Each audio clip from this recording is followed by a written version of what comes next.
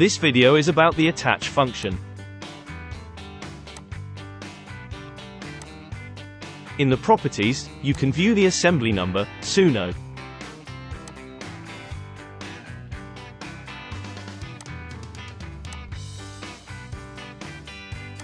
You can easily create new assemblies or add components to an existing group.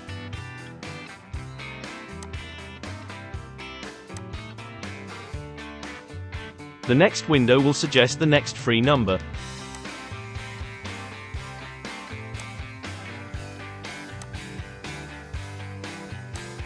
All selected components now have a link to the assembly number and form a logical unit.